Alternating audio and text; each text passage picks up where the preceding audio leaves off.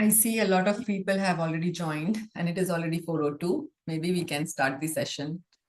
So hi everyone. Good afternoon to everyone who is in Singapore and people who are joining from across the world. I know a lot of people are joining from different parts of the world. So good morning or good afternoon to everyone. Today we are going to launch our innovative product series, which I think SAS we have been planning to launch for some time now. And we are going to cover different features from across the world, from different countries. From different countries to talk about any new feature, any special feature we don't see in Singapore or which is really new in that particular country. And we are going to conduct sessions almost every month on different countries. So today is the first session on India. So we have very seasoned professionals from health insurance industry in India, from HDFC ERGO.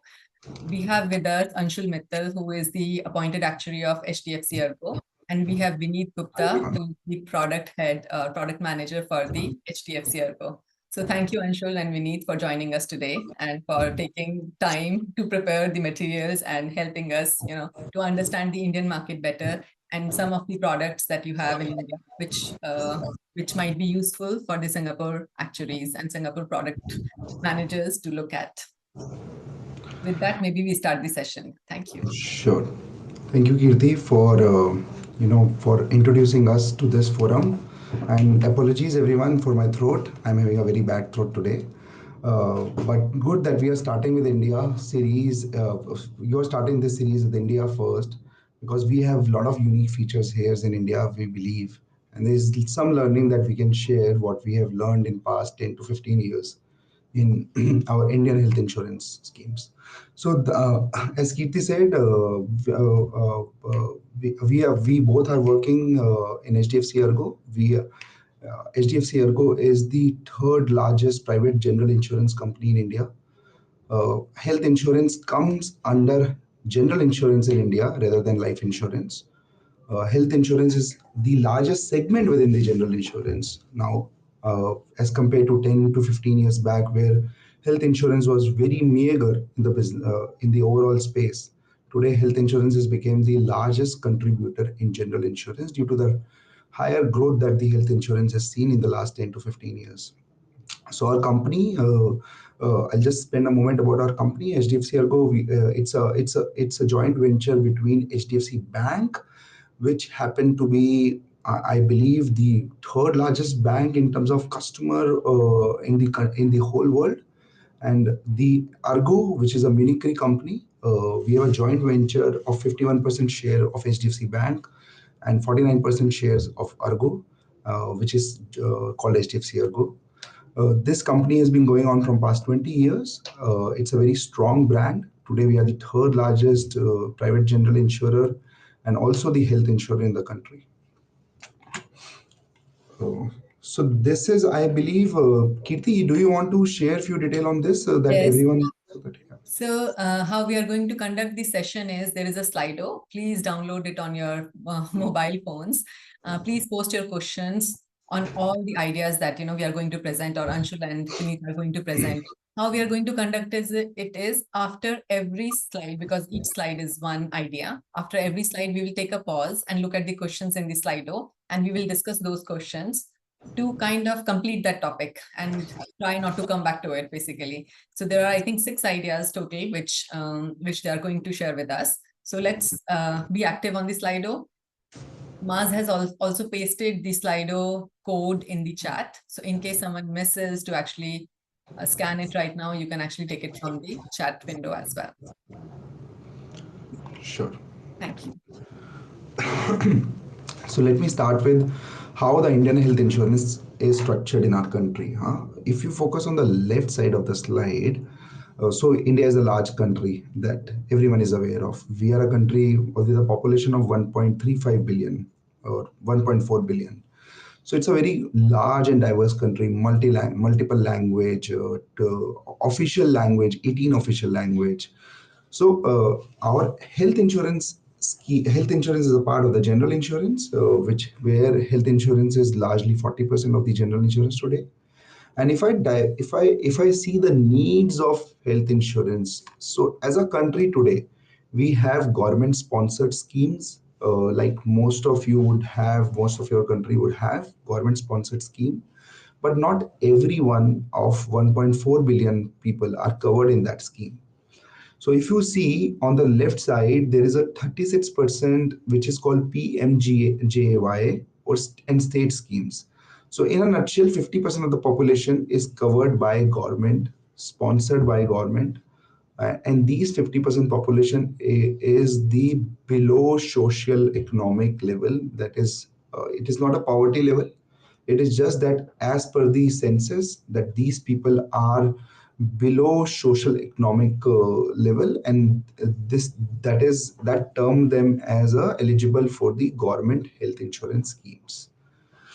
Now there are different states, there are different union territories in India. So every state has an option to either go on the insurance mode or either to fund the claims as they come. So lot of states have opted for non-insurance, that they will not go with the insurance, that they will take care of the claims as it comes. But few states and larger states like Maharashtra, state from where at least this office is, and Goa, multiple states have opted for the insurance schemes, that they are eligible, that they want that some insurance company should take care of the liability. So this 36 and 15% is of the population, but this does not reflect that the same 50% weightage is of the group health within the health insurance schemes. Group health insurance, also sorry, the government health insurance is a very small fraction of within the insurance landscape, because a lot of states have opted for non-insurance schemes. Now comes the top layer. If you see on the left side, this is 9% and 10%. This is private insurance and ESIS and CGHS. So in a simple word, these are corporate health insurance, and the private insurance is where a retail health insurance, where a customer buys health insurance for his or her family. So that is only 10% of the population, both of them put together. So this is a very huge under penetration in our country on the insurance side. Only 9% of people have private insurance in some shape or fashion, and that I'm not talking about the adequate insurance. Adequate insurance would be less than half of it. So, and the other 10%, and other 10% is the the corporate health insurance, where the employees or the state government employees, central government employees, or the private government or the private employees, corporate employees have opted for this insurance. This leaves a very big uh, big volume of 30%. 30% of 1.4 billion, as you can imagine, it might be more than collective population of few countries, right? So this is a very huge uninsured penetration that we have in our country. So the scope of growth in India in insurance is huge, because I think we have just scratched the surface. So this is how my country looks. On the right side of the slide, if you focus on the top section, this is the 20% annual growth rate that health insurance has seen in the last 10 years. This is the compounded annual growth rate of 20%. That is almost that is almost 8% higher than the general insurance growth that the country sees. So due to this reason, health insurance share in the whole insurance scheme has increased tremendously. Today, combined accident and health contributes 40% of the industry premium, general insurance industry premium. Now, what are the main type of product which are available in our country in the insurance scheme? Largely indemnity product.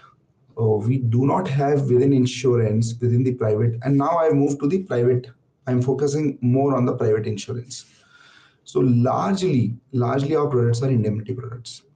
We have hospital daily cash, benefit, critical illness. We have all the products which you can imagine, but largely the growth and the share of the premium comes from the indemnity product of the basic hospitalization. Then we also have sum insured is an annual limit. So we have something called sum insured, like 500,000, 1 million, that Indian rupees. That is an annual limit on the policy where all the members share that sum insured limit.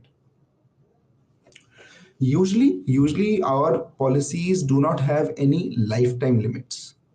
There are few very minor sections in the policy that has some lifetime limits, but usually largely I would say 99% of the policies don't have lifetime limits.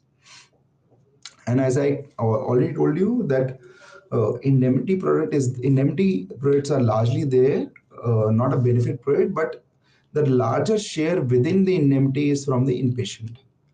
It is OPD. OPD is kind of non-existent. The demand for OPD is there, but OPD, our country has seen, insurance companies have seen multiple models. We have tried OPD that similar to IPD, but it failed. We are now, as an insurance industry, experiment with something called gatekeeper model, where the first customer comes to the OPD, and then they will divert the customer to the hospital as per the insurance choice. Like this model is available for a lot of other countries, but what I see, that OPD as a gatekeeper, and insurance company then reroutes that whether the hospitalization is required. But in India, insurance company has no say at all that whether the hospitalization was required. We can question on the fraud, we can question on abuse, we can question on anything, but we can't question on need of hospitalization. So if the doctor feels that this person needs to be admitted, whether he or she has insurance or not, insurance company has no say in this need of hospitalization. So then comes the most of the products are with no sublimit. There are in general no sublimit, and my colleague Vineet will walk you through the different features. Features. It's a feature rich product that we have. Our products are not vanilla. You can imagine a lot of different features in our product, but we usually have no sublimit. One very unique feature of our insurance industry is within the private insurance is the waiting period. So there is something called three types of waiting period are there, which is mandated by law. So when I buy a policy first time, there is a 30%, 30 days waiting period that I cannot claim for any disease, any incidents other than the accidental claim. That take care of a lot of moral hazard for us. So it's a mandatory 30 days waiting period that we have. Then we have something called 2 years waiting period. These 2 years, lot of specified diseases like joint replacement, cataract, hernia, these which can be postponed from the customer end if they want to postpone it by few months here. So that is why there's a 2 year waiting period for these specified illness as a insurance industry. And then we have 3 year pre-existing diseases waiting period. So, what is pre-existing waiting disease waiting period? As you all would be aware, that if suppose a customer is having any disease, say diabetic, hypertension, or any other, and if the customer declare at the time of writing a policy, and we do underwriting, so those all the associated incidents from that particular disease, from that particular existing disease, will be excluded for next 3 years. Now these three waiting period, 30 days, 2 years, and 3 years PD are standard for all private general insurance. This is the maximum limit that you can offer, although companies are free to design the lower limit. If I want to design a product with say 1 year waiting period, I'm free to do that, but I'm not allowed to do a waiting period higher than this. But largely I feel, and Vineet, you can correct me, 80% of the product in our industry are with these standard sublimits, standard limits. Then also for the actuaries here and underwriters, the pricing is same on new and renewal. So when I take a policy at the age of 40, let's say, I pay $100 premium. At the renewal, customer of the same age as to me with no pre-existing disease would also be paying $100. So it is not a differentiated premium by new and renewal or by the vintage of a policy. So that brings lot of uniqueness in our industry or as a product, because we charge $100 for the coverage, but the coverage is not linear across years. The coverage is increasing in first 3 years. If I give you example in the terms of loss ratio, how different it is. Let's say $100 is the premium for one customer, ceteris paribus, everything constant. Uh, in the first year, the loss ratio of this $100 would be 30%. The loss ratio for second year would be 50%. The loss ratio for the third year, when the 2 years waiting period get over, it would be closer to 72%. And once the all the waiting periods get waived, the loss ratio would somewhere be around 80%, 80, because we are charging the flat premium and the coverage is increasing by the vintage of a policy. So it's a very unique feature that we have in our product. But this is important for all of you to understand, because it is in my incentive to write new customer, so that the loss ratio is favorable, the loss ratio is lower, and also we increase the pool of risk. uh, average hospitalization severity is basically, we can ignore this. It's inflation. Everyone is kind of worried about it. I'll speak to it now. Key challenges which are faced by us as an insurer, or faced by us as an actuaries. First is high medical inflation. So see, health inflation, and I can only speak on behalf of India. Health inflation has always been higher than CPI, which is the normal inflation, wage inflation. But health inflation in India is as high as 12 to 13% per annum. But after COVID, and it was very stable before COVID, yes, the inflation was there around 10, 11% per annum. But after COVID, there was a sudden change in the trends, and as a lot of you would have also seen in your portfolio, suddenly there was a step jump in the average claim size, where we were having in Indian rupees, where we were having the 50,000, 50,000 or 1,000 Singapore dollar, or whatever you want to call, average claim size. It was suddenly moved by almost 25% after COVID. So we initially thought that those number will come down because customer will not require PPE kit, will not require protocol, but it never came down. So the inflation is now softer. The inflation is now back to 7%, 7 to 8%, but it has never become negative. It has never changed the trend. So it is a step change in the trend. Control. So what we do, so when you're such having such a high inflation in our country on the health insurance side, because a lot of our, and the reasons of inflation are largely two, I believe. So one is supply side, because there are limited hospital. My country is not having the high doctor to bed ratio, or high bed to customer, the population ratio.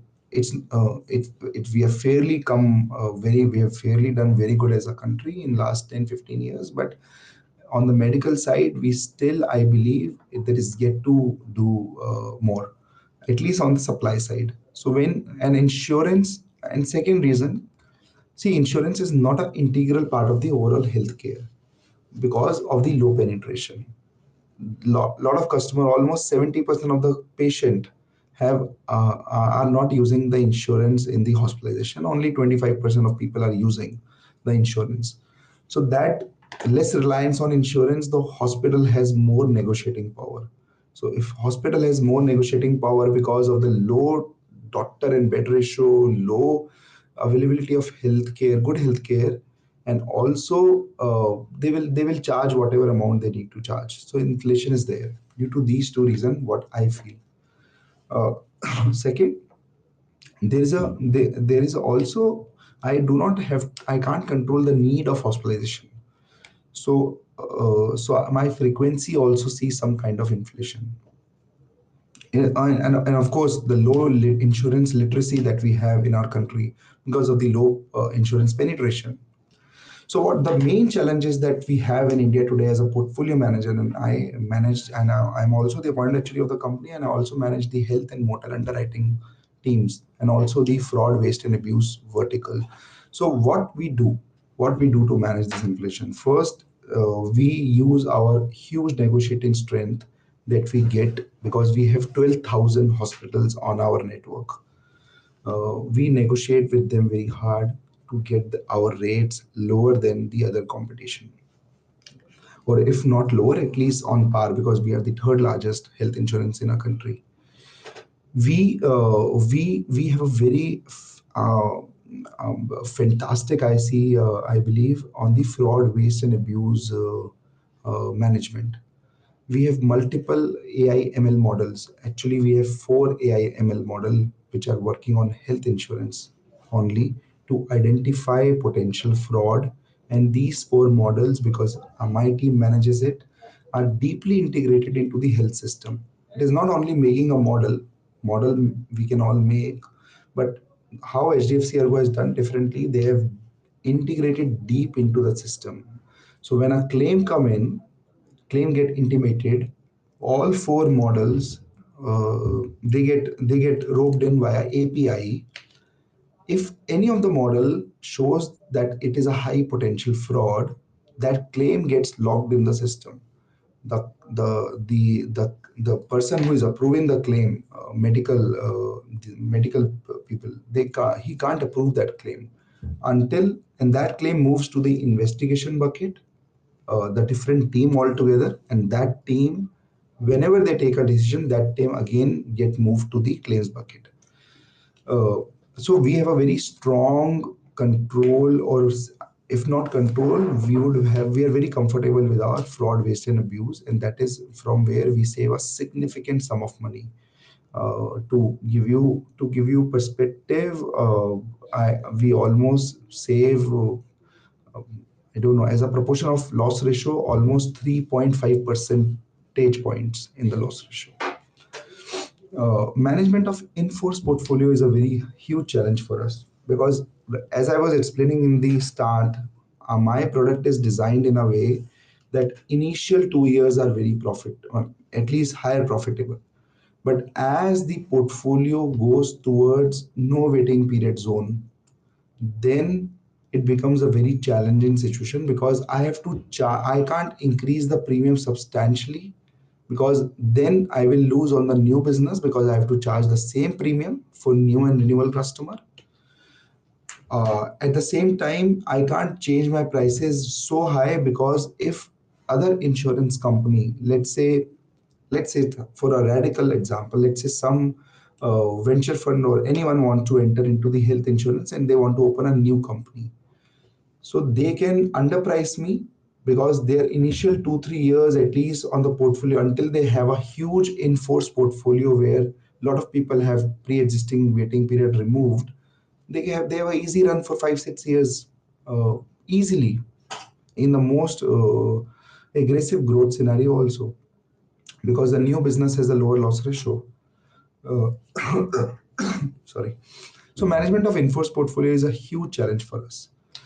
So far, I have completed this slide, and my colleague will take care of the other products and explain you the all the features, and I will also come in as we discuss. But any questions so far on this slide, we are happy to take. So, Anshul, we have like 6 questions on Slido. It's already 4:27, but okay, I think it's Okay. very important that we address all the No, questions. because this is important, Kirti, until everyone knows how Yes, product I and country agree. operates here.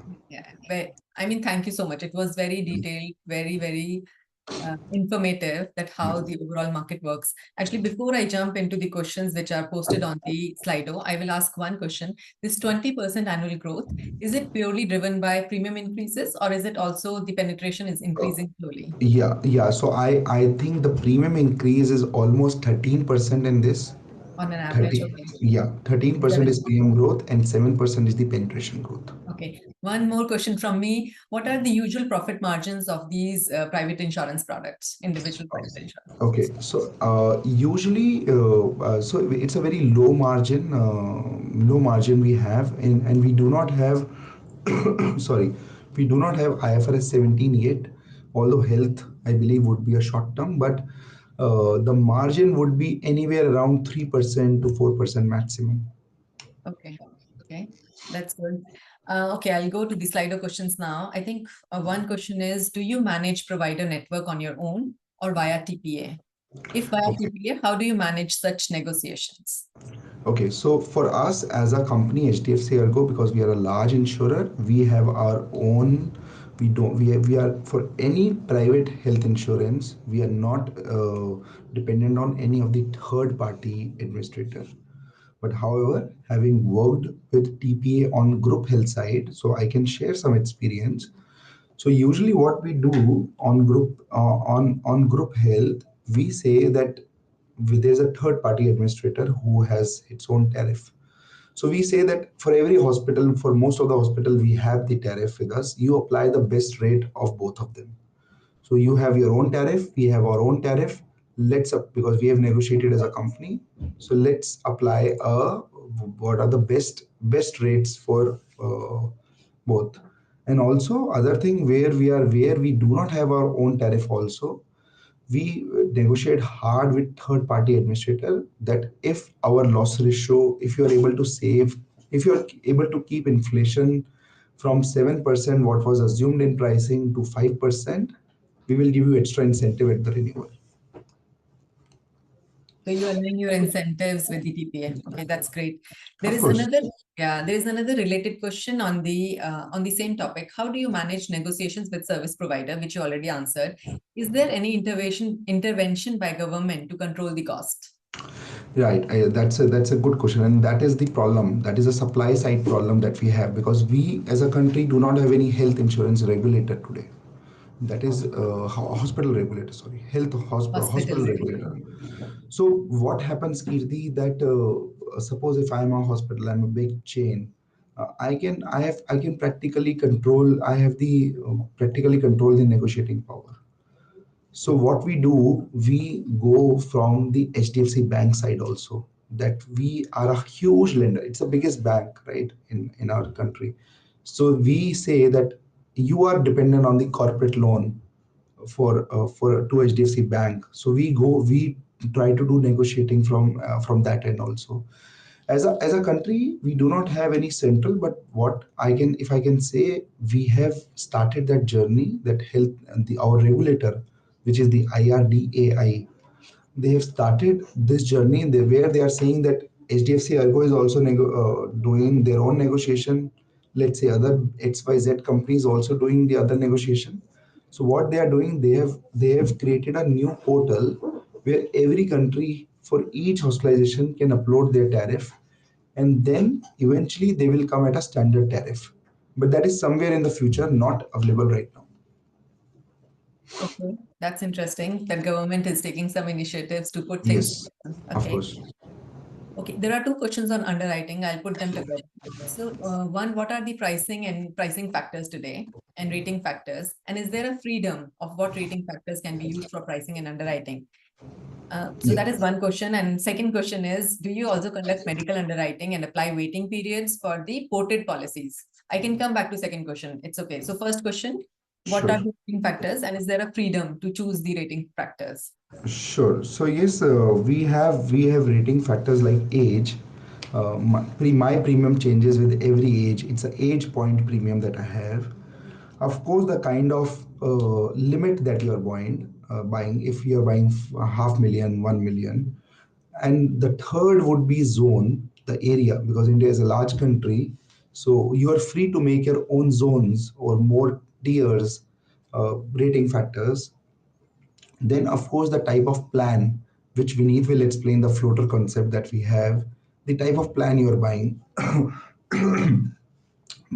We have freedom to choose our own rating factors. Yes. We do not have any condition like in many countries to use gender or to not use gender. We can use, but largely, I think not many products use gender as a rating factor, because indemnity, it is very different trend as compared to the benefit product that we see. Any other rating factor? Yeah, and also maternity is not covered in our Yeah, indemnity products. yeah, maternity. So hence gender-wise pricing is not much of a sense. Yeah, yes, we have a freedom, and these are our kind of rating factor. Regarding your underwriting, yes, we do underwrite. It is not a mandatory health checkup. So what we do, there's a proposal, the customer feeds in the information. I am free to do my underwriting, and because I manage the underwriting also for health insurance, so we have algorithms that, depending on the how the customer feeds in the information, that customer moves to three kind of underwriting.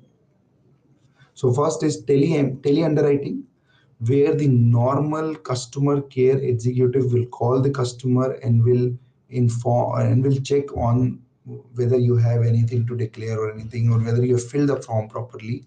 So it's a largely a straight through process. Then we have something called when a doctor called, when a doctor on our panel calls a customer, that to check what are the customer declared and is this the correct information. And then third is the medical underwriting. Now, to give you medical underwriting means where the customer goes through a series of health checkup. Now, to give you a perspective, because we as a country is managing 1.4 billion population, so we have to work at scale. And my company has a 5 million health insurance customer. So what we do, a lot of things are automated. Almost 65% of policies are straight through, where we need no assistance of anything underwriting. It's a straight through from a proposal to a policy. The remaining, almost, I believe, 20% is through tele, where a doctor or someone calls from our side. A very limited, almost 7 to 8% of our portfolio sees the actual medical underwriting. And Interesting. also Yeah. Yes. Mhm. especially post COVID, So earlier there used to be mandatory pre-policy checkup required beyond a certain sum insured or beyond a certain age. But due to COVID, we have gone ahead, and now almost all the policies currently in India. So there is no mandatory health checkup required. So unless and until you declare something in the proposal form, at the time of proposal, if you declare something and if we feel that we need to check more, then that goes under a policy check. Yeah, that goes under policy checkup. But yeah, Vineet is right, because after in COVID, there were limited hospitals, there was a chaos. So at that time, regulator say no underwriting. Everyone tasted that flavor, and they said that if 22% inflation, they can live with it. They can also live with the underwriting also. And now everyone is continuing with that. But also one point is that, see, for us, technology is inevitable. We cannot live without technology. We manage so huge number of people. So for us, a lot of things have done by the technology. Automated models for underwriting, where a proposal coming, it goes straight through. Those models gets refined after every 6 months. Again, feedback loop, so that we are not exposing company also, but we are also operating at a scale. Nice. So Kirti, one any other? question, Yeah, sorry. okay. Any other question that on this slide? Yeah, there are two more questions. So one is from me. How regulated is the repricing feature? So are you free to reprice to any level, to change the product features, and how So, strict are the regulations in India? so earlier it was very strict. Every pricing need to be first approved by the appointed actuary, and other KMPs, and then it will go to the regulator. It was file and use mostly, where you file your product with the regulator, and they will take few months. It was a lot of interaction between actuarial product, IRDA, which is the regulator, and then they will finally approve, and then you can make your revised pricing. But at least fortunately, from last one year or 2 year, they have completely relaxed it. So I can, as an appointed actuary today, I can change the pricing, uh, not whenever I want, but yes, but very huge freedom that I have today. Relatively, okay. Huge freedom that I have. Only limited restriction. They are saying that on senior citizen don't increase by more than 10%. Okay. That is also political in nature right now. So on few things they are restricting, but otherwise, Kirti, is largely, I today as we speak, we have the freedom. Okay. Okay. And like roughly how much is the premium increase, the regular premium increases? So 10, less regular, than 10, yeah. 15, 20, like what is the range? So as a I can comment on HDFC ERGO. I usually do 8%. If I do a CAGR, almost 7 to 8%, almost 7 to percent, almost 7 to percent, almost 7 to percent rate hike every year. Okay. Okay.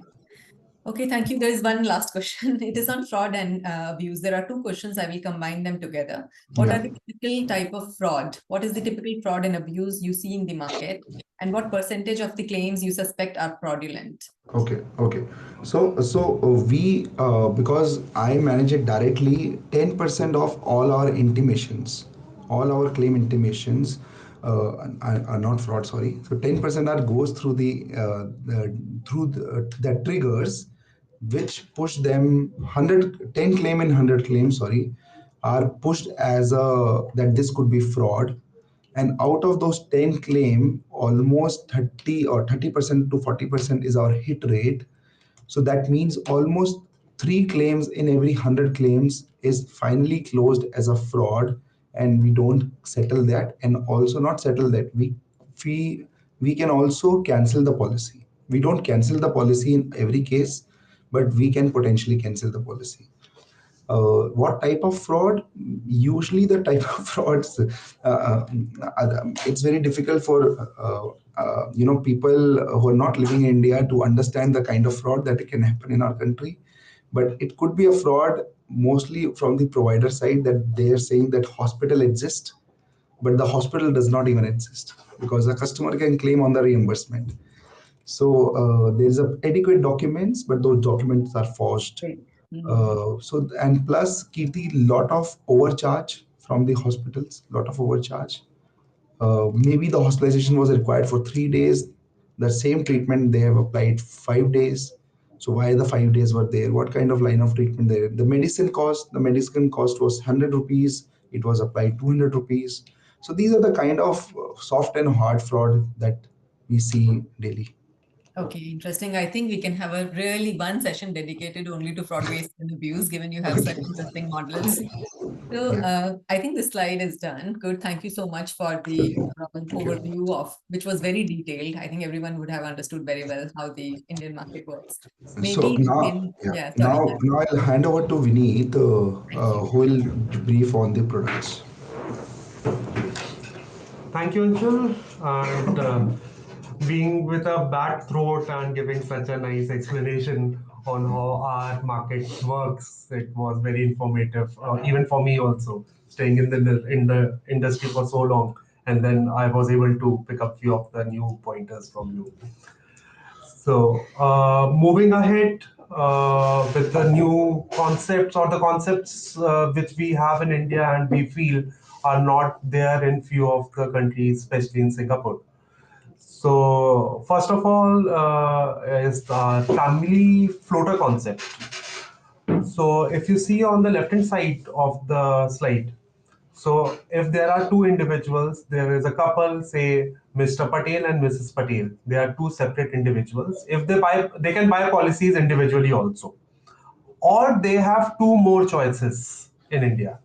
So they can have only one policy with individual sum insured of each of them. Say 1 million sum insured for Mr. Patel and 1 million sum insured for Mrs. Patel. Or on the right hand side of the slide, if you see a bigger umbrella, so Mr. and Mrs. Patel combined have a sum insured of 1 million. This is called a family floater policy. So if you see on the table just below this, so if there are two individuals, Mr. and Mrs. Patel, having 1 million, 1 million each cover, the premium is around 28,000. If they are sharing the 1 million coverage across both of them, then the premium drastically reduces to around 23,000. In the notes, if you see, so since in case of a multi-individual policy, so both of them covered under a single policy having individual sum insureds, we save on a lot of operational cost. Hence, we offer a 10% discount on the total premium. However, in case of a family floater policy, since both of them are sharing the same coverage amount, we pass on a floater discount of 55% to the member except the eldest member. So, for example, Mr. Patel was elder and Mrs. Patel was of a lower age. So, whatever individual premium of Mrs. Patel was there, we apply a flat 55% discount and create a policy which is a family floater policy for them. Any questions? Any views, any questions on this concept? I don't see any question in the Slido. Maybe I mean people will be taking time to type. Please, Yeah. guys, if you are not able to access Slido, you can type your question in the chat. It's fine. I will read it from the chat. But maybe I have one question. How famous is this feature? How many, what proportion of policyholders do go for family floater policy? Yeah. And So, how is there a significant difference between the profitability of the two? so Kirti, although you know the answer of this, but I'll tell you, 80% of the portfolio is floater. 80% of today my premium comes from floater policies. Family floater is just like a sharing a sum insured, same sum insured among all. So 20% and profitability, I can say that the margins are slightly higher, maybe 1% higher, 2% higher in floater as compared to individual because lot of selections, anti-selection happen in individual plan, but no other reason than that. Amazing, because usually, the thought would be different. So there is a question, is this discount for floater technically justified or commercial decision? I think your answer already Yeah. answers this question, right? It is technically justified. Technically, yeah. So Even how Vineet explained is kind of how the final pricing has come out. But of course, it's technically because this 55% discount could be in the revised pricing. I could change it to 40, could change it to other. It's just a simplified operational way that we have structured. But yeah, it's a technical discussion. Okay, on the same slide, there is a question. In your experience, does the family floater coverage family floater discount vary by the level of plan coverage? So does it vary by 1 million, 2 million, 1.5 million coverage? Yes, of course it does, because higher the higher the limit, the discount will be higher. Because because see, ultimately the claim is all inpatient. There is only a limited percentage of claim that goes beyond a certain point. So in actuarial parlance also, the discount technically should increase as the sum insured limit increase. However, whether it is happening in reality is something a commercial decision that we also take. But for us as an HDFC Ergo, there is a change in the premium, change in the discount. Okay. Okay. There is one more question that juveniles tend to have high loss ratio. Sorry, How does the younger, yeah, children, juvenile. yeah, Okay, juveniles, juvenile. right? Okay. How do you control for this with the family floater concept? So see, family floater concept, definitely they have a higher claim out ratio. But what we have seen, see, we have a 90 days window to enroll the baby, because we don't cover the first 90 days after the childbirth. So what we see, the hospitalization cost is very higher in initial first or 2 year, but then it reduces drastically. So for us, our industry has been, initially, if 80% is family floater, and within that family floater, the 2 adult and 2 child, that is how Indian demographic is structured. So largely our concentration is highest in the 2 adult and 2 child family. That is how our country is. So usually now the pricing is all graduated towards that level, that it has become a normal for us. Hmm. uh, it is not a change, something that we are doing and we need to price. It has been structured in this way from past 15 years. 15 years, yeah. This concept exists for more than 15 years. Oh, Yeah, of course, more I than know. 15 years. Yes. And so for the children, do you have underwriting in place for the newborn? So no, until, see, first 90 days we are not covering Kirti. First 90 days after childbirth. After that, if a parent declare that there is no congenital disease, nothing, and it's healthy, so it's a straight through enrollment of child. So it's only check on congenital conditions. Okay. Yes, it's only a check on congenital. Okay. Okay. Thank you. Maybe we can go to the next. Yeah. Thank you. Our second concept is a super top up policy. So, what is a super top up policy? So, it is a combination of a deductible amount and a sum insured amount, which is the coverage amount. What is a deductible amount? So, deductible amount is actually the excess, which is called in few of the countries. That particular amount will be paid by the customer and not by the insurance company. Any amount which goes over and above the deductible amount, then your actual coverage kicks in. So for example, let's see this example of visual. Like somebody opted for an annual aggregate deductible of zero point 0.1 million, and there was a claim for say zero point 0.8 million. So out of this zero point 0.8 million, 0.1 million will be borne by the customer himself, and remaining zero point 0.7 million will be paid by the insurance company. So this opted deductible amount of say zero point 0.1 million, the customer either can pay from his or her pocket, or if they are having a separate health insurance policy, they can utilize that health insurance policy also. What are the advantages of having such a super top up policy? The price reduces drastically. The sum insured, then somebody can opt for a higher sum insured because the price is lower if somebody is opting for a deductible amount. And also it is a good option for people who are already having some kind of employee benefits or some kind of policy they may be having by the government or their own insurance policy.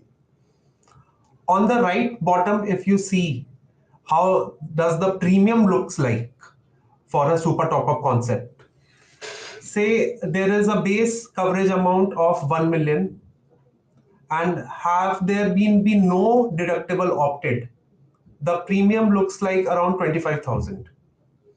If there was a very small deductible of 0.025 million, there is a flat 25% discount given on the premium.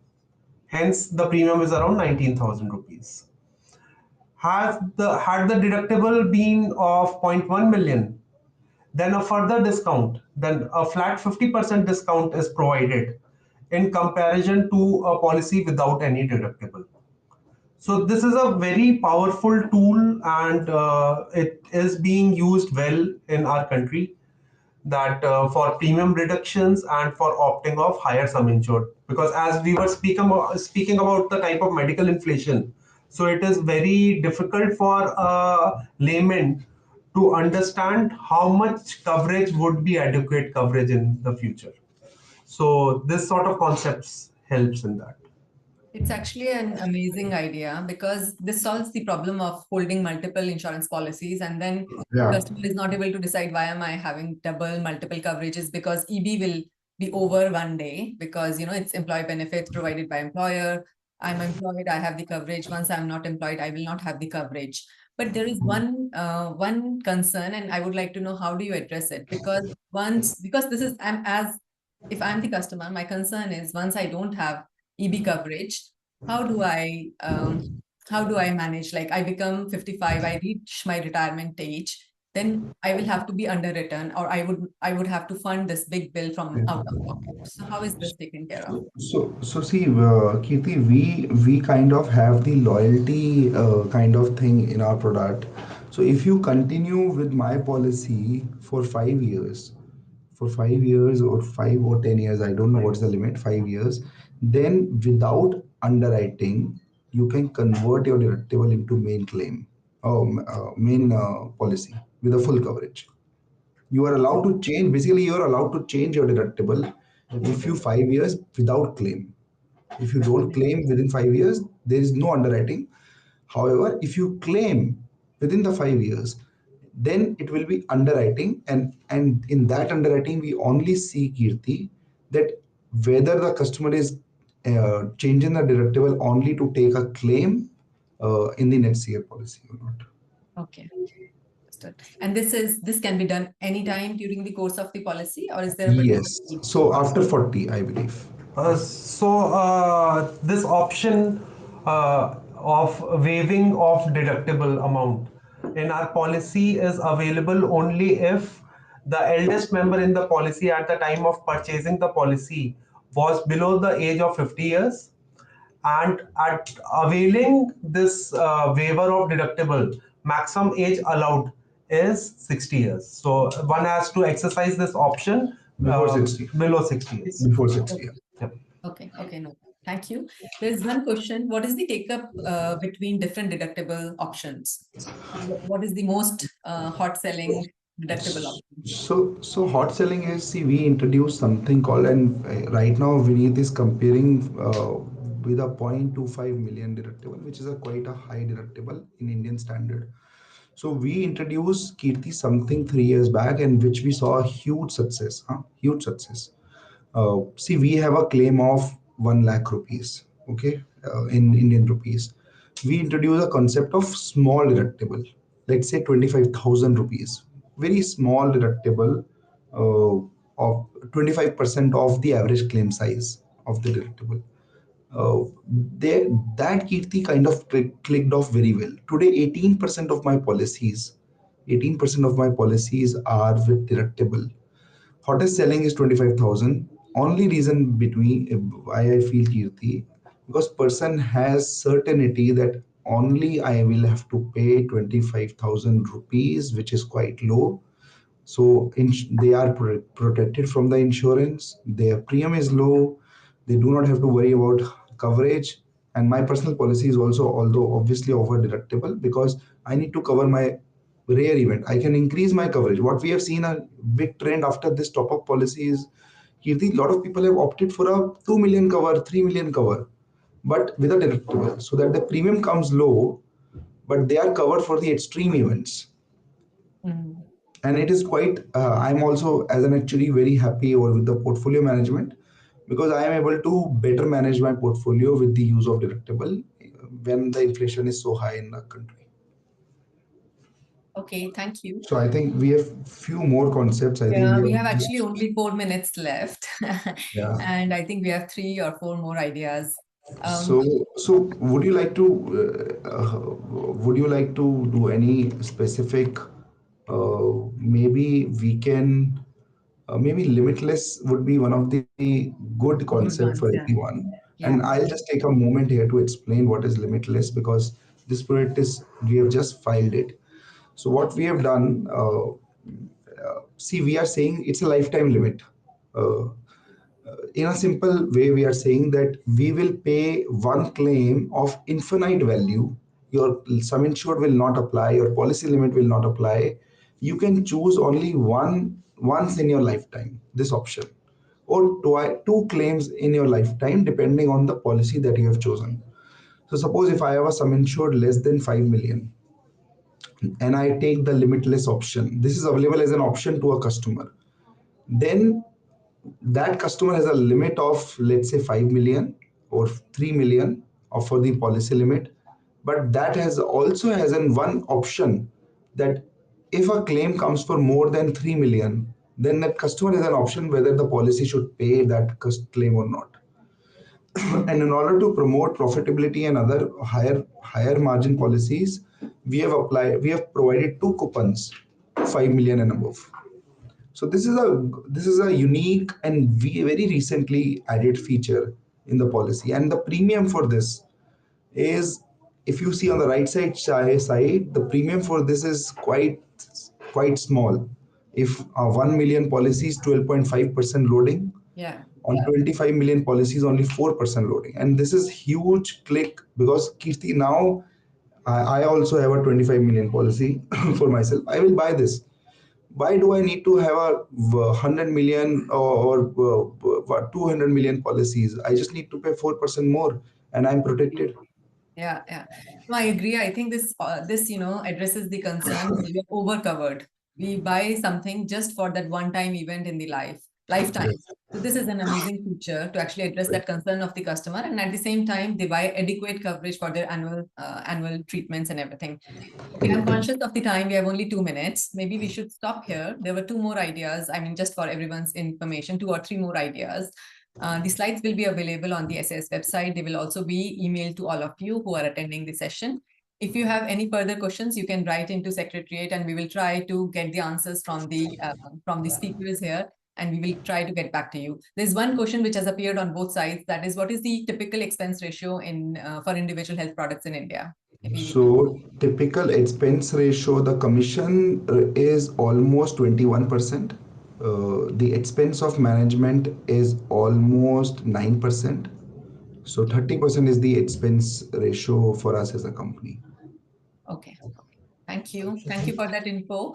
I think it was an amazing session, and we have some feedback here. We will also be taking the feedback on the overall session. So thank you so much, Vineet and Anshul, for joining us today and sharing such amazing ideas with us. I hope it was useful for everyone. If yes, maybe you can give a thumbs up No, for the session. thank you, Kirti, for arranging this, and happy to have. And I think we ideally, our country has so many features. We ideally should have planned half day, but Yeah.